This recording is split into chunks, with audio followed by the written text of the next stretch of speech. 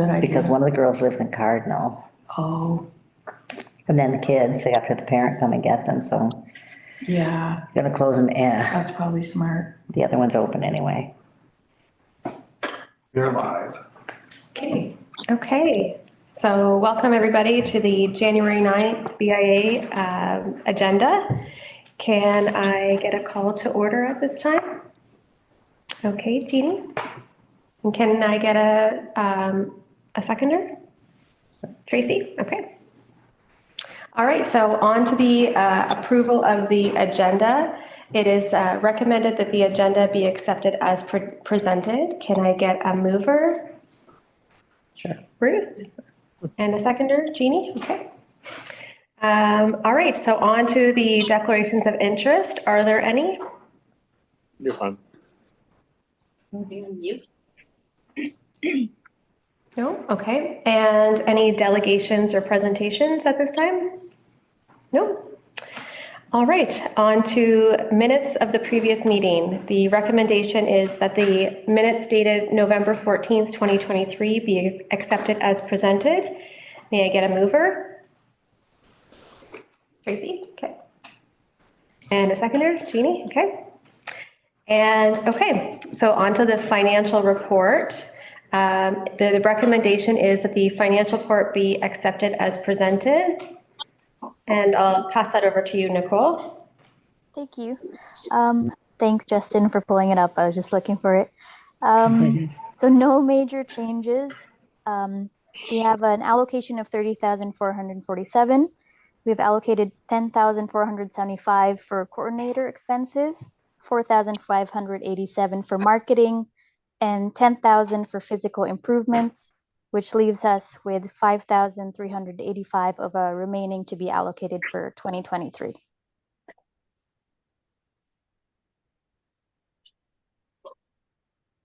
Okay, so any questions with that?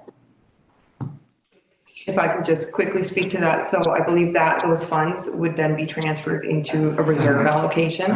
So we won't lose them as the BIA. They would go into the reserve to be allocated. Which will be added to this remaining balance in the reserves, which will be around $16,000 now. And that's having already taken out the $15,000 for escaping fund allocation. So it'll be around $21,000 in the reserve fund to start 2024. Okay. So nice, healthy fund. Great. Can I get a mover? Do I move that? Yeah, it does, yeah. Okay.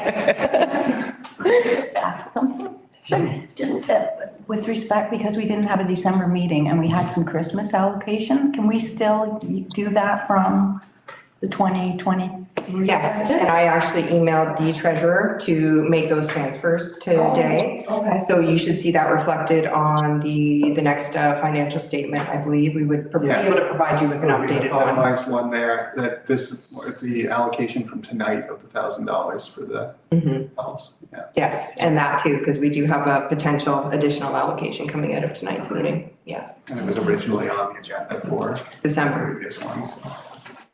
Thank you. Okay. Are we ready for a mover?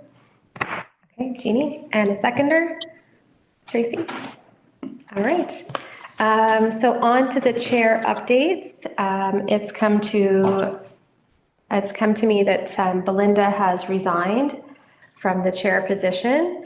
It's unfortunate that we have received her resignation this week. So we will be dealing with that, I guess. And staff updates. I'm going to pass that to Justin and Dana. So some of these are going to feel really dated because they've been on here since the December meeting, but I did want to run through the stuff that went on. The BIA helped fund in late November, December, and through the Christmas season. So the first was the multi-organizational holiday mixer, which was held at Renegades downtown on the 28th of November, I believe. So it was a partnership with the Town of Prescott Economic Development, the South Grenville Chamber, the CFDC, and the North Grenville Chamber, along with the BIA. I believe the BIA's contribution was $300 towards the mixer. It was incredibly well attended. It was marketed to businesses in Prescott, South Grenville, and North Grenville.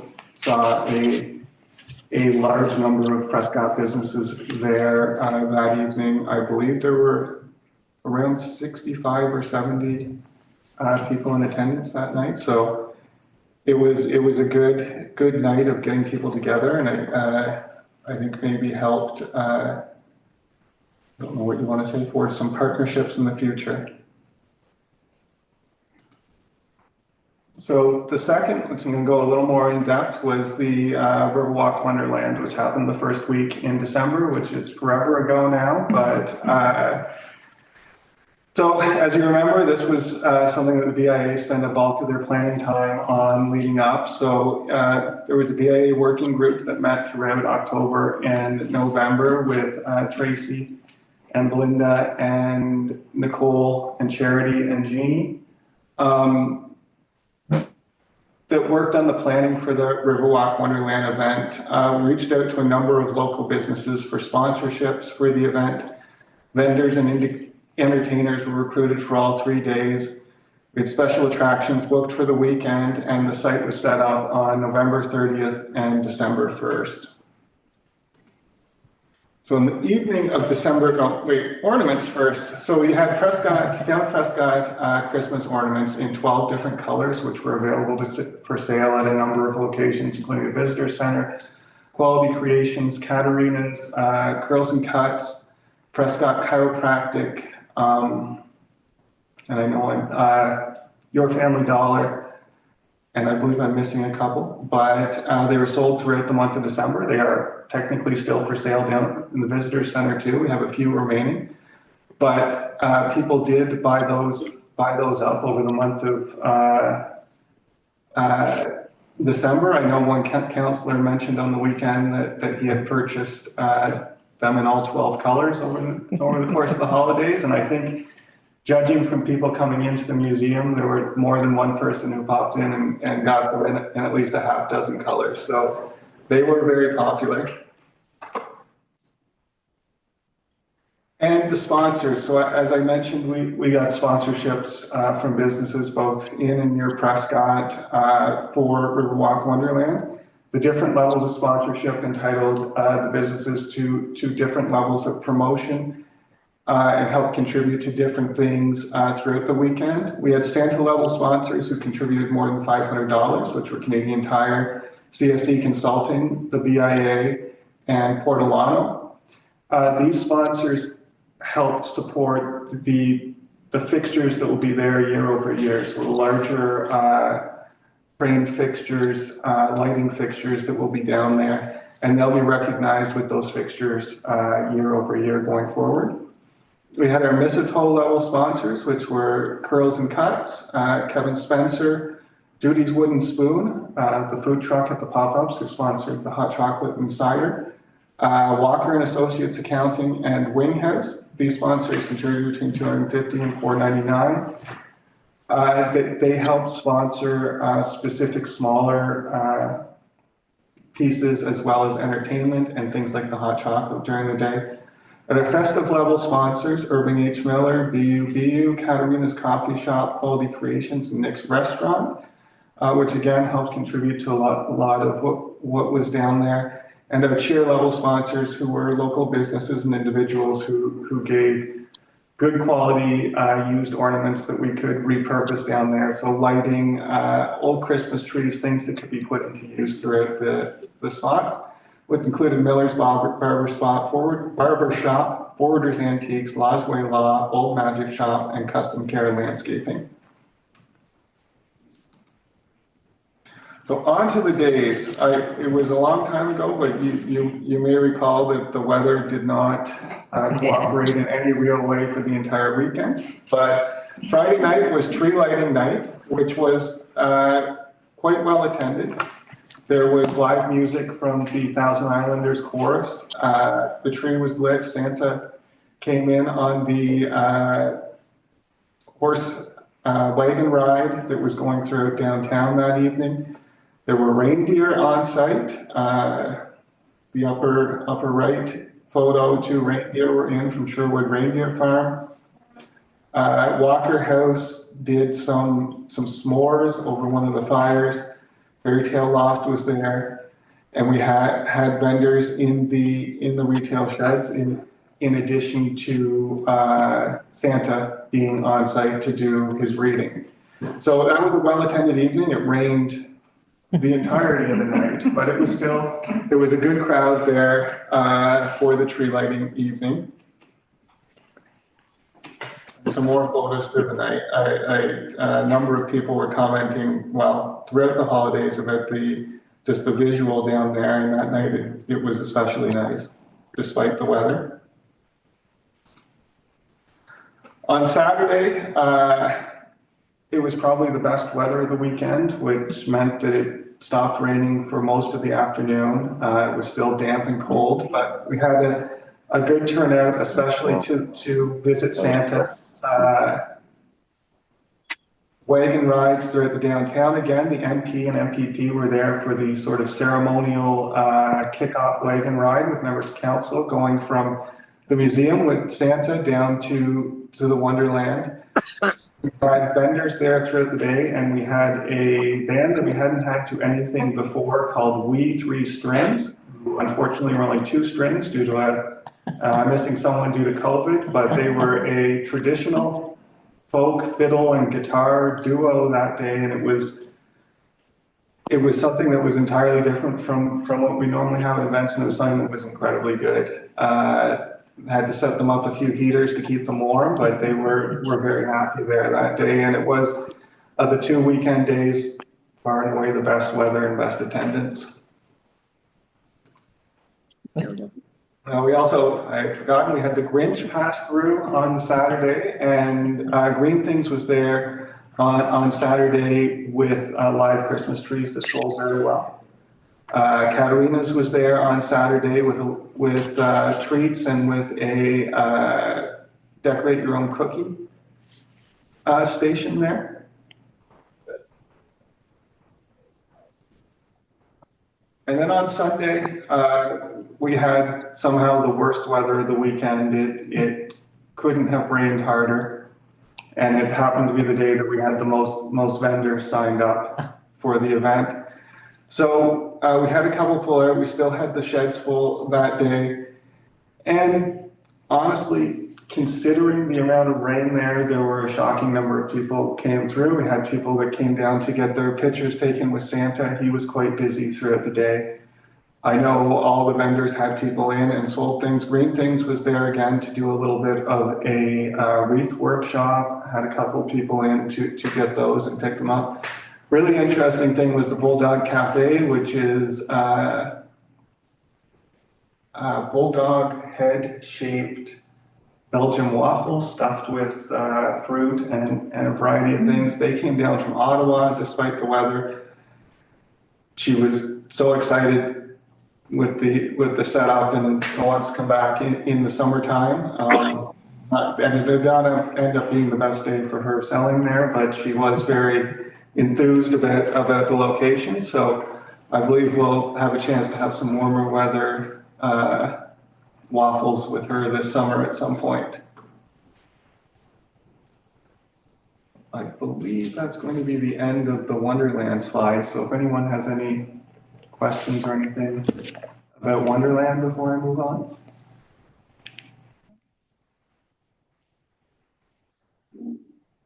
So in part because of the terrible weather there on the Wonderland weekend, we had a couple indoor mini markets at the Museum and Visitor Center to give the vendors another opportunity to come back down.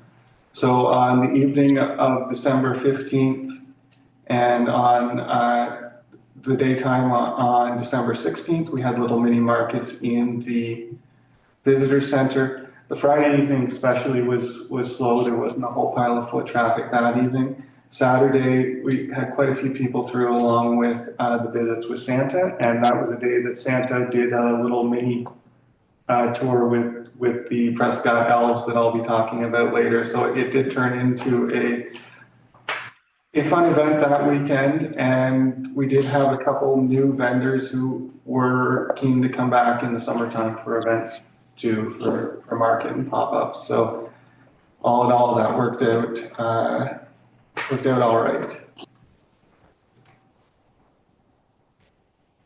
Well, I also wanted to do a little update on the stopgap accessibility ramps. Circulated the initial sign up in December to directed it towards the businesses with the spaces downtown that we had identified as potentially eligible, because there are sort of requirements with the height of the rise of your step, the space in front, as to whether or not one can work there. For example, Terry's space, it wouldn't work for. But so we sent out that targeted email. We've had 7 businesses confirm their interest by completing the registration. So moving forward with them, we measure their steps and take a couple photos, and they get submitted to Stopgap, where they'll put together a quote on what that particular one will cost, and then we'll confirm with the business if that's something that they're wanting to go forward with. The cost for the ramp should be around $350 to $400 each, depending on the size of it, of which the BIA has committed to paying half through their contribution. So I will be doing additional direct outreach because we identified 20 spaces that could potentially be eligible. So we want to make sure each of those 20 has understands what the possibility is and what they can do before we move forward from there. And the aim is to have these ramps in place for the spring, early spring, mid-spring season for them. So they'd be constructed once Stopgap gets the go-ahead, and the installation itself isn't really an installation. They come ready to be set down and picked back up. So once they're here, they're a very simple undertaking.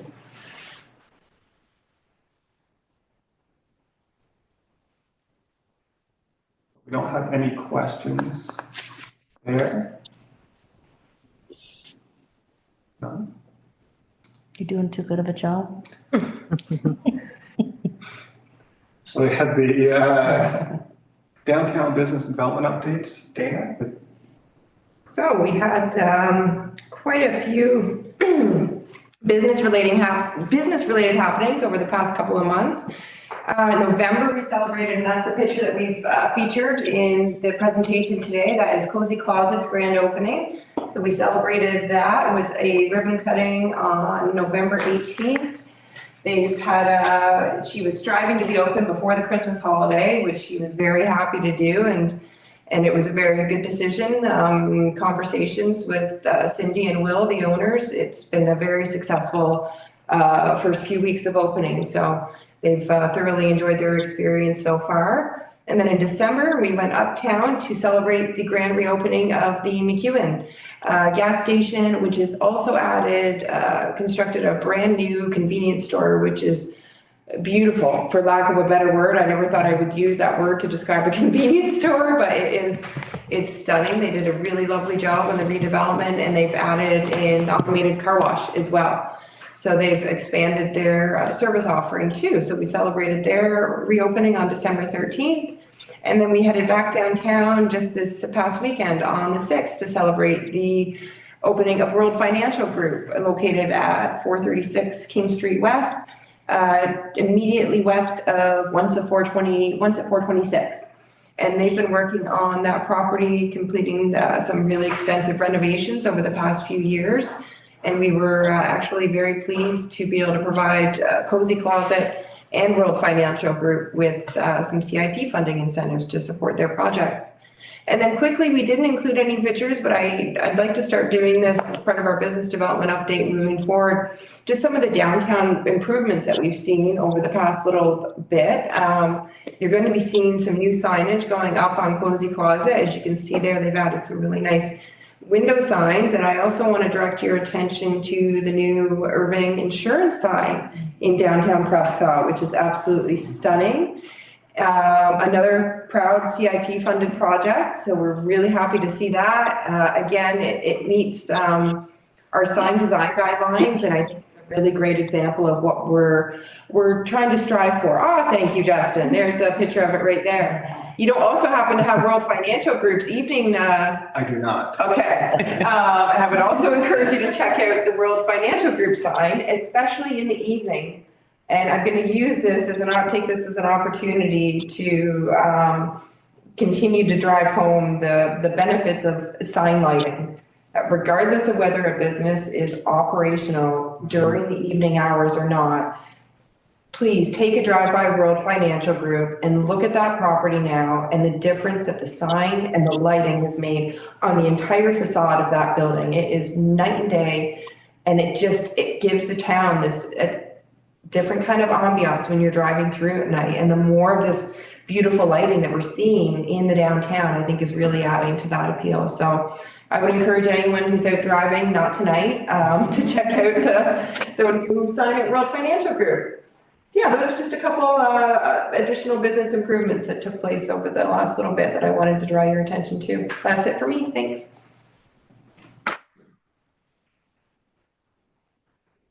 Hey, does anybody have any questions? All right, on to the agenda items. Back to Dana and Justin. Oh, I think if I can just maybe hijack item A quickly, just to do a little bit of housekeeping, oversight on our part, I realized we actually need to formally accept Belinda's resignation. Oh. So maybe we can do that just as part of this section, to have that formal acceptance, as much as I'm sure we all don't want to. It does formally need to be on the books, and I think that'll segue well into the next discussion here about executive position reappointments. So maybe if you as the chair, Natalie, are prepared to maybe table a motion to accept Belinda Campbell's resignation from the BIA, that would be great. Okay. Can I, pass a motion? Yeah, bring a motion forward for Okay, sorry. approval. Can I bring a motion forward for approval for the resignation of Belinda Campbell from the BIA? A mover, okay. Ruth, and a seconder? Tracy? Okay. Reluctantly. Yes. Oh, and all in favor too, we need to do that. Oh, yes, all in favor? We have to? Yes. Okay. All right.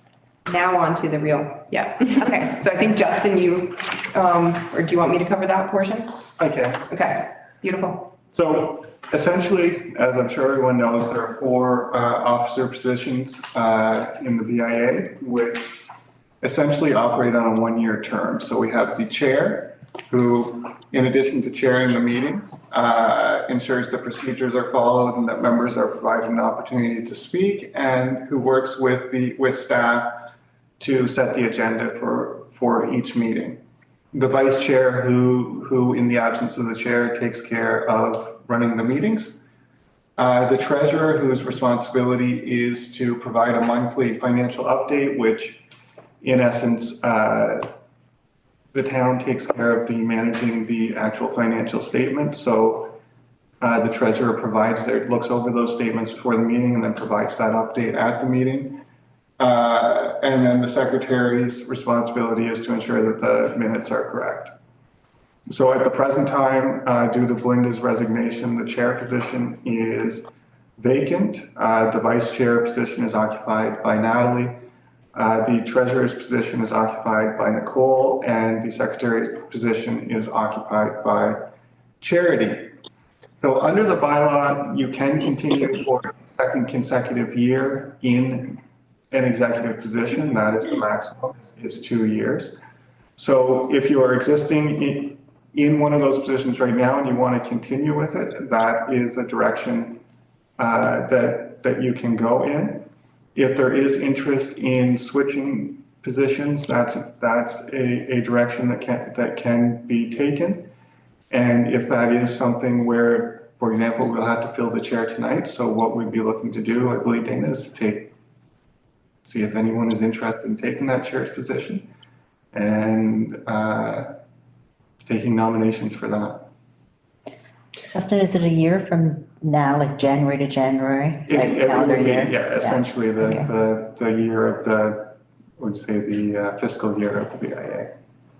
With an option to extend for that second 12-month period, if so decided. And then we would also need to just address each of the other positions at this point, just to have that annual review, confirm whether each of you wants to carry on in your existing positions, or if you have any interest in shifting at this time. I would suggest for the treasurer and secretary, they're pretty new. Secretary. I don't even think they've been appointed for a year yet. No, it's only, Pretty familiar with things. I'm happy to remain in secretary if that suits everyone else. I'm not ready to step up to chair, that's for sure. Good job. Yeah, I'm And I happy think to. just for clear, oh, sorry, Nicole, Sorry, go I'm ahead. happy to remain the same as well, if that's okay with everyone. Great. I'm gonna think for clarification, we have reviewed the bylaw, and it's our understanding that any board member can take an executive position, including members of council, if there should be interest as well.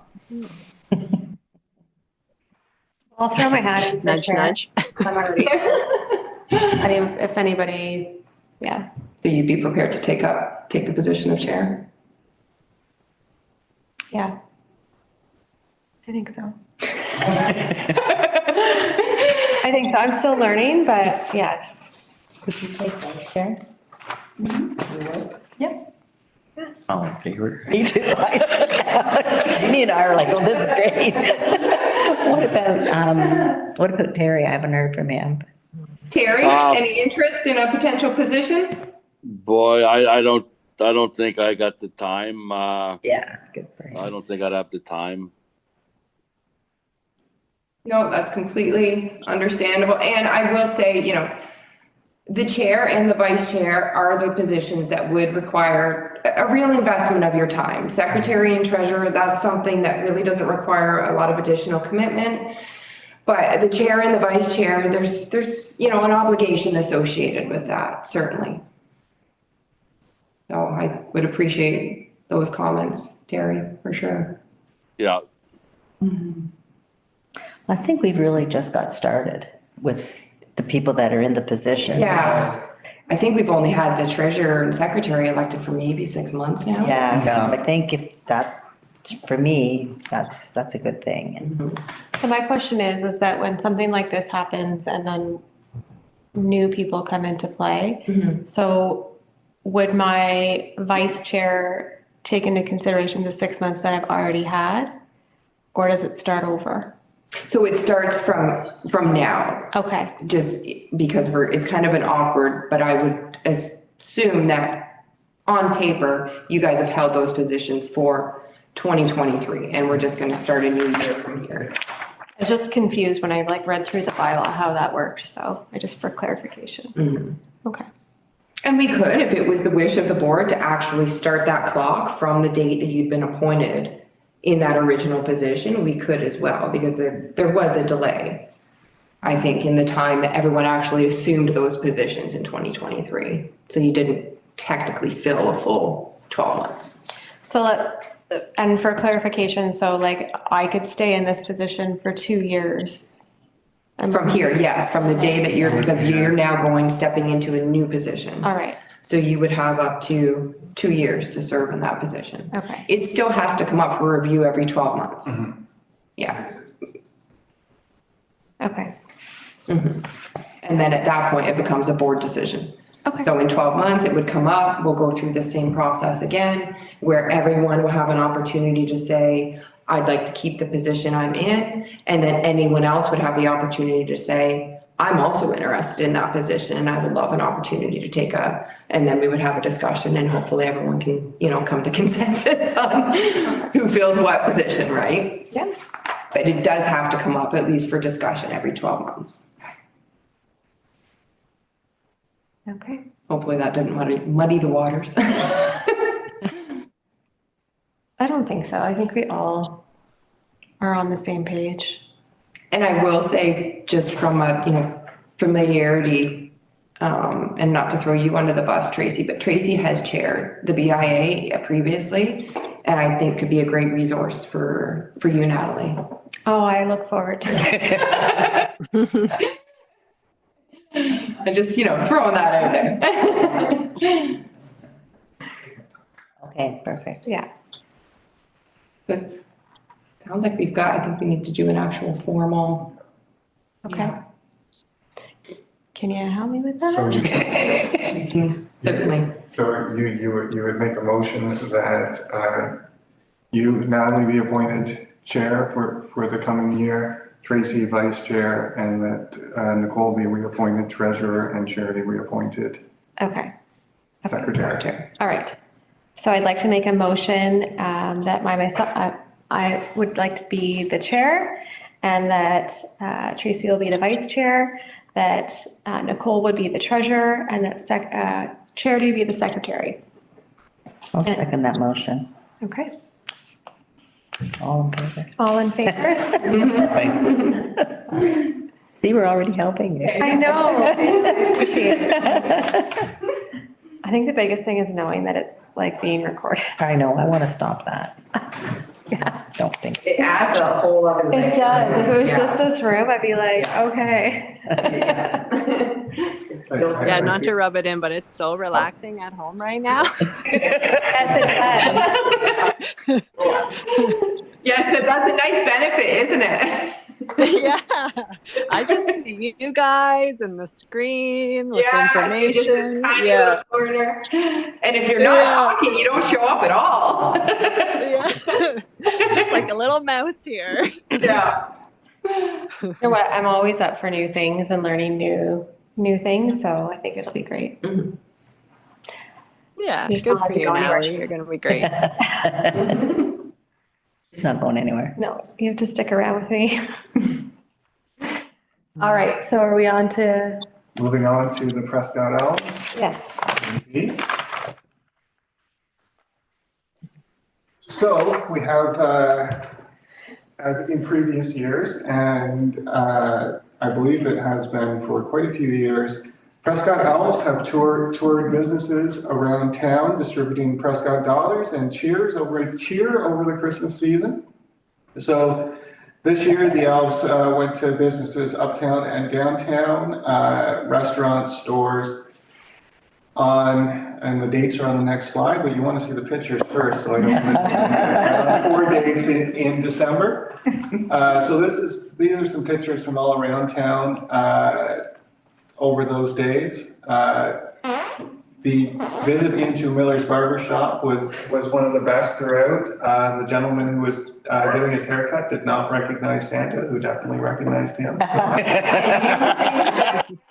man was just like, 30 seconds, he reverted back to a 5-year-old. The look of awe in his eyes, it was just magical.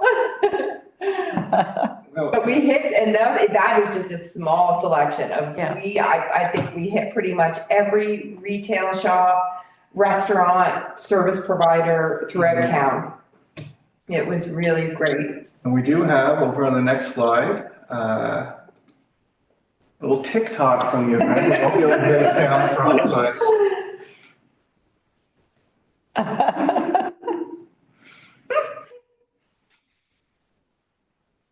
And Santa and Mrs. Claus were just fantastic. They were very good. His ho ho ho Good was face. iconic. Jeez.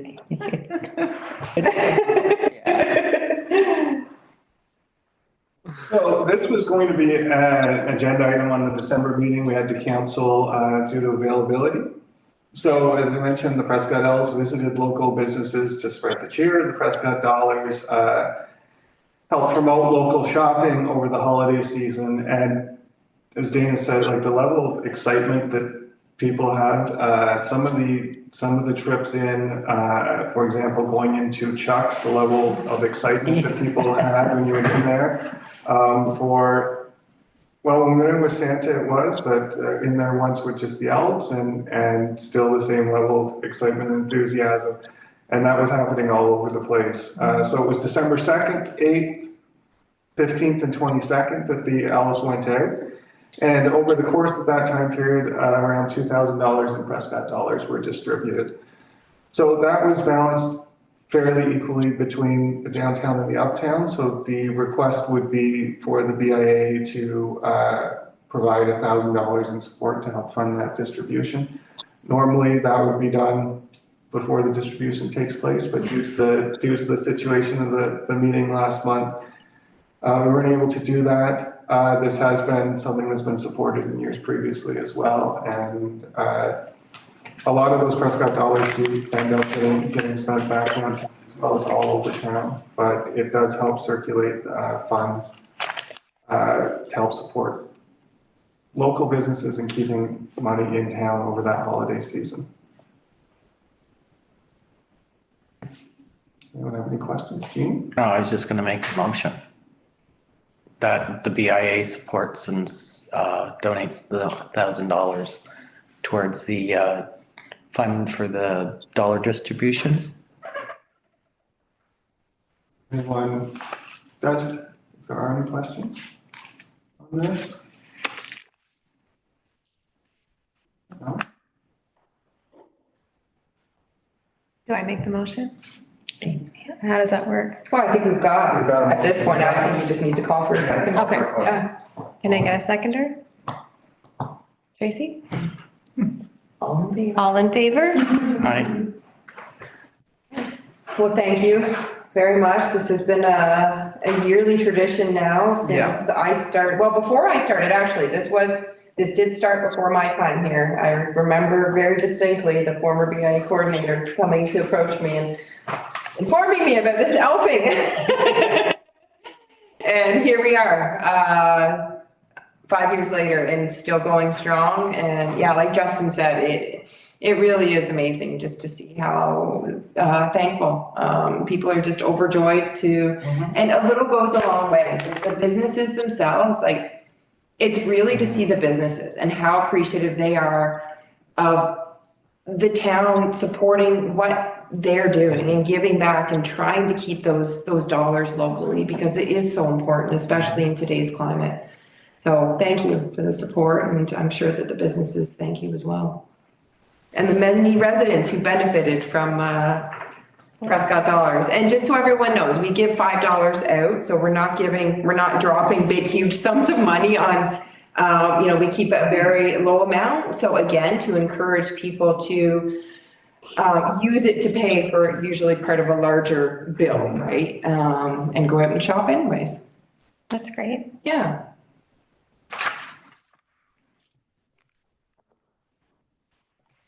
The next agenda item is the associate membership discussion.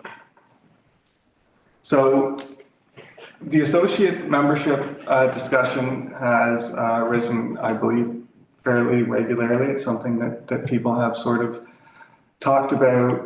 It's been discussed a few times. It was brought up, I believe, at the October meeting, and it was something, again, that was deferred off that. I believe the November meeting, and we deferred it to this meeting to avoid the Christmas one. So an associate membership would allow a new group of businesses to potentially join the BIA. At the present time, the current BIA membership is entirely geographically based. So BIA members are those that are within the BIA levy area that is established under the BIA bylaw. And those businesses and property owners, commercial property owners in that levy area are assessed the BIA levy, which goes to fund the BIA's budget. An associate membership would allow businesses outside the levy area to choose to join the downtown Prescott BIA. So this would be something where a business that's outside that area that saw a benefit in joining could potentially do so. And if I can, sorry, just to jump in here. And traditionally, when BIAs do explore these, it tends to be with like businesses that fit within that geographic area, or, you know, comprise some of those similar factors that would have gone into establishing the downtown as a business improvement area in the first place. That was it. Carry on. So we didn't really want to dive into like the whole perhaps discussion of the associate membership tonight, as you probably saw in the recommendation that was on the agenda, but sort of put together maybe some of the preliminary considerations, a very non-exhaustive list of things that we'll think about moving forward. One being, how will businesses that join as associate members benefit or receive value for their investment in BIA? So one of the things that we'll have to look at is, if you're a business that's outside this area, and you know, in cases where the BIA's benefit may be in as a little bit of a geographic and destination-based marketing, how will those businesses receive benefit from that? That doesn't mean that there isn't a way for that to be the case. It's just something that we have to think about when we look at the associate membership. How will those associate members contribute to and be engaged by the BIA? So getting to Dana's point, one of the considerations is what kind of businesses would fit within that BIA as an associate member. Do you want to look at specific parameters for what kind of outside businesses would be joining, and what would they contribute as BIA members? And then in turn, how as a BIA would you engage those businesses in the mission of the BIA, the sort of what is a BIA statement that is on the agenda each month? How are you engaging these new businesses in that mandate? And then how will these associate members contribute to the BIA levy, the BIA budget? One of the things that would have to be firmed up is what would be the cost of a business to join, because that levy is sort of the core differentiator between a BIA and, say, other sorts of business organizations, in that it's this collective fund that the businesses and property owners themselves are contributing to have market these geographic locations as something different from and contributing to the municipality they're in. So you'd have to look at what that associate membership would cost. So taking in all that, we were thinking that maybe the best way to go forward would be to put together a temporary working group with maybe 3 board members, 3 or 4 board members, to meet one of the Tuesday nights, either the next one or the following one, to talk about the associate member program, what direction we wanted to go in that, look at some of the potential considerations, benefits, with the aim to have some sort of recommendation or report for the February meeting. Justin, do other communities have associate members? Is there like a template we could follow? That's a really, good question. I think that's something that we need to Yeah. really delve into. Cut down the work of, See what other examples are there of BIAs that have pursued that option. Yeah.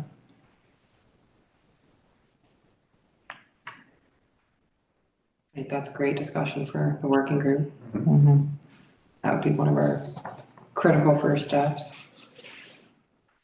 But I think just based on, just to add food to thought, this has been a conversation that has come up since I started in 2018. It's, I think we all recognize that there are some outliers that just don't necessarily make sense to be outliers to that BIA core.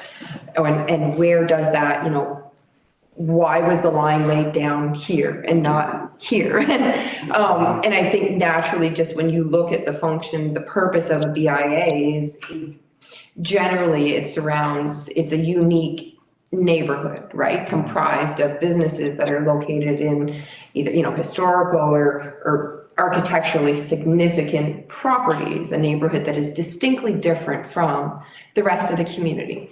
And I think we've got that in some of those outliers. When you look at, say, looking north on Edward Street, we can see that. And we've seen in the past where the BIA area was expanded up to Dibble to include the former Lamar Lux property. And that would have been a change to the BIA district that would have been passed after it was formed in 1979. So I think there's a lot of merit to look to some of those, and we've had a lot of businesses themselves express interest in becoming part of the BIA that I think also makes sense. And a lot of these are destination businesses that kind of fit that type of businesses that is traditionally located in a BIA. So again, you know, it starts to kind of bring those considerations in. I think it would be really good discussion to have. Personally, I would suggest Tracy sit on that working group, just because I know, based on my history here since 2018, this is something that you've certainly brought forth as a potential recommendation in the past. So I think it would definitely be worthwhile to have Tracy on that group. And we do have to limit it to 3, correct? So if Tracy's on it, there can be 3 regular board members Yes, on it. yeah, that's right, yeah. So yeah, we could have 3 more, So 4 total? yeah. And I would suggest perhaps, just so we can look into some of the other locations, we look at that one for 2 weeks from now, the 23rd for, Yeah, for this one. that'll give us some time to do some research. Will we be back? We are in Toronto for council. So not the 23rd. Okay. And then I think, no, we still got a week between that and EDCO? Yes, the 30th, and it doesn't have. Doesn't have to be a Tuesday. I was just gonna say. We just sort of have been doing that. Yeah. Kind of falling on that day, yeah. But if we wanted to put together the group, we could circulate a doodle poll and see. Yeah, maybe do that, get the group established tonight, and then we can confirm meeting from here. I'll join the group. Is there anyone else interested? Once again, my time, is limited. I already belong to the one group that I. For sure. And just to stress, this is very much a temporary group, so this is not like the marketing or events committee that turned into a monthly, which we also need to discuss, because that was never really the intent of those committees. Separate conversation, but for this, we're talking 1-2 meetings tops, and we're bringing a recommendation back to the board, so, yeah. We can go forward with 2. Yeah, oh yeah, there's nothing to say that we can't. No, so if there is. Are you joining too? We would staff her automatically. We would Okay. automatically be part of that and help contribute to the conversation. Do the research that you're looking to, help inform you, so you can have good conversation. Okay. I think the idea is great. I just don't feel that I'm knowledgeable enough about the BIA itself, because I'm still learning, that I'd be the best one. So I'm just gonna sit out on this one. Me either, but I'm just gonna try to pick it up. Yes. Is there anything that would impact the bylaw? And this is, yes, like. Something would. Absolutely, very preliminary. The bylaw would have to be amended. There would be a recommendation that would have to go before council. If the board decides to pursue this, it would have to go to council for approval. And then from there would have to be an amendment made to the existing bylaw. Thank you.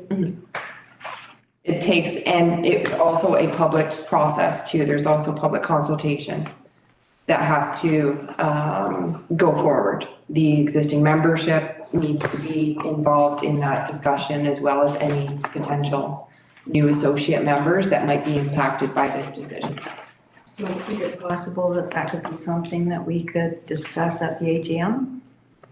Yes, and that I think is kind of where we were hoping to to time this, that, you know, you wouldn't necessarily pass it, but if the board is prepared to pass it in February, then they could announce it at the February AGM. Or, yeah, just have And I apologize, I totally spoke out of turn. It's only if we're adjusting the boundaries that has to go through public consultation. Sorry. Associate memberships, I don't believe, no, they don't have to go through public consultation. Do require council approval though. Yeah. To make the motion and the recommendation, just including appointing that the BIA establish a temporary working group to discuss adding associate membership program consisting of Natalie and Tracy, with a discussion to follow at the February 24th board meeting. Can I get a mover? Great. And a seconder, Jeannie, okay. All right, all in favor? All right. Great, well, there we go. Is Charity getting all of these motions or did you? So she reports them, so do I. And Okay, we have the right. recording and. That's what I'm liking. Compare notes. Yeah, I know it's hard to hear when you're on Zoom. So the final agenda item, regular agenda item tonight is, again, referring to the annual general meeting and the 2024 budget process. So the bylaw requires that the BIA have a yearly meeting of the membership to approve the budget, receive a chair, and approve the previous AGM minutes. So the AGM itself, although in the sort of election years, we tend to have a bigger event, there's no necessity for it to necessarily be a large event. It's an administrative requirement that the BIA has to go through each year with the AGM. So the bylaw lays out specific notice periods that are required to meet the requirements of the AGM, which includes a meeting package that's finalized and distributed to the Town of Prescott Economic Development Department 20 days in advance of the proposed meeting date. And that public meeting notice is given 15 days in advance of that proposed meeting date. So our last AGM would have been the election AGM last January. So the next viable meeting date that sort of aligns with all of the calendars, council calendar, the BIA's calendar, and with those requirements for notice would be Tuesday, February 27th. So the recommendation would be that we set that for the AGM date, if that's something that works for people. And it has to be in a certain time from now, like February is a terrible time to get people to come out to a meeting. It is. We had a good turnout for the January one last year, for the bigger AGM. Now it included an election. We do want to sort of keep it on that schedule. Yeah. We end up getting into this space where we have 2 in a calendar year. I see. Okay.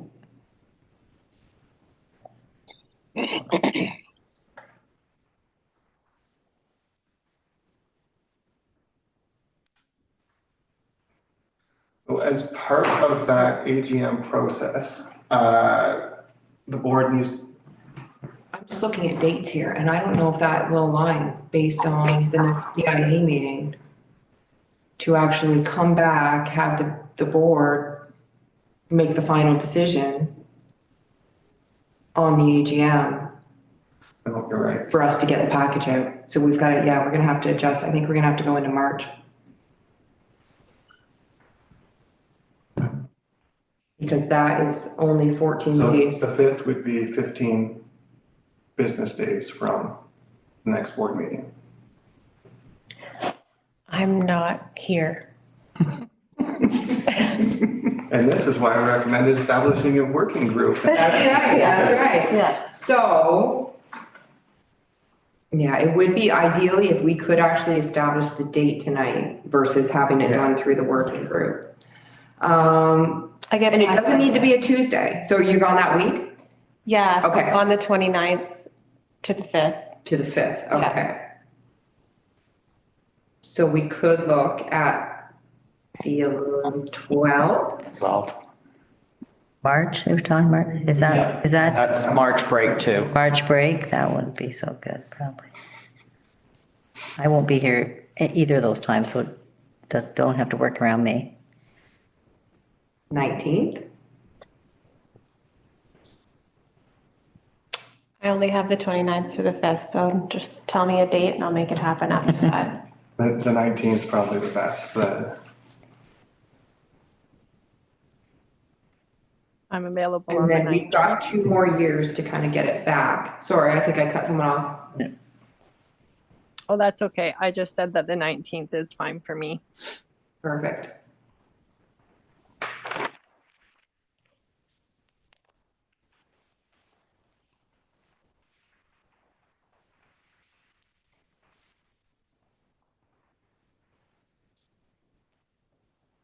As long as we're within a quarter of, keep them, yeah. It's only when we were getting into within like 6 months of each other that it was going to be problematic.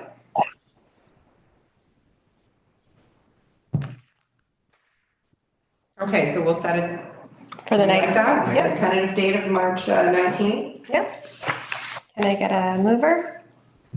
Oh, Not yet. not yet? We Okay. need, oh, yes, potential, the actual group And assignment. the budget. Oh, The working group establishment, yeah. Yeah. So the second part of that is you have to establish the budget for 2024 to be presented at AGM. For the past, or in recent years, the board has opted for a simplified, basically 3-line item budget: administration, physical improvements, and marketing and promotions. That's one way to go forward. Another would be for a more specific budget that sort of set categories and allocated some funds now to specific priorities, yearly expenditures, seasonal events and promotions. So your summer, your Christmas, your Halloween, and sort of set aside what you want to spend in those, with the understanding that with your reserve budget, if something changed, you could change that throughout the year, but sort of a budget process that started thinking, sort of leading people's thinking towards what you want to do throughout the year. So you can go either direction with that, but we were thinking that if we put together a working group for that as well, which now has a little bit more time with the different AGM date, to get together to discuss both AGM planning and potential budget recommendations for the February board meeting. So we'd want to meet with the working group ahead of that February board meeting to have that on the agenda, the budget to be approved, but we could go closer to the February meeting date now, I guess is what I'm saying for that. And again, at most, this is temporary working group, so I would envision 2 meetings maximum, one before the February board meeting and then one during February to do the final AGM planning. So a little bit finance, a little bit party planning.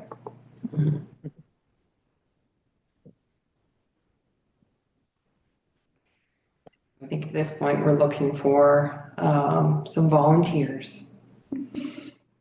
I'll do I can it. volunteer for this one. Beautiful. Good.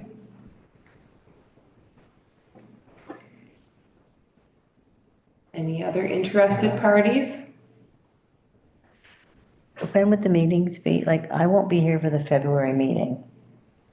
We'd be setting it, we'd do, it's like to do the whole thing to see Yeah. what people are available. Whatever, like your availability is, yeah, we can work around everyone's. We're just talking like a couple meetings, right? Yes, Yeah. maximum, probably 2 hours of meetings total. I could do that. Yeah, I can too. Okay, Jean? beautiful. Okay, we'll send, I guess, sorry. Now your turn. Now my turn? Yes. Okay. Can I get a mover? Okay, Tracy, and a seconder, Jeannie? Okay, all in favor?